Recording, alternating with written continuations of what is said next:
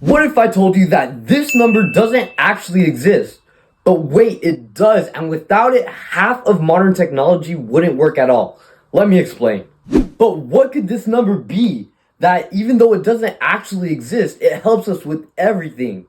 Well, let's take this example. You've always been taught that you can't square root negative numbers. For example, square root negative 25, right? You can't do that because there's no two real numbers that are the same numbers yet multiply to become negative 25.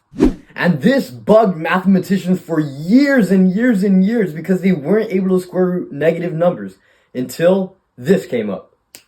I.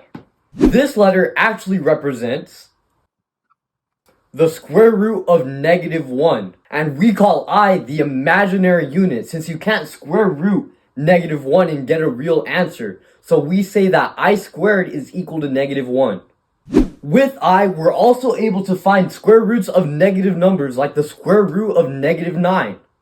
And we would do this by splitting this square root up into two smaller square roots. The square root of negative 1 and the square root of 9. And since we know that the square root of negative 1 is I, as we just defined, and the square root of 9 is 3, we could rewrite it like this. I times 3, which is just 3i.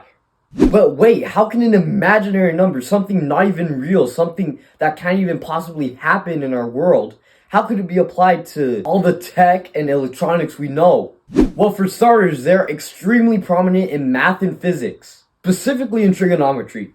Imaginary numbers are also used in electronics and electrical engineering, specifically for alternating currents.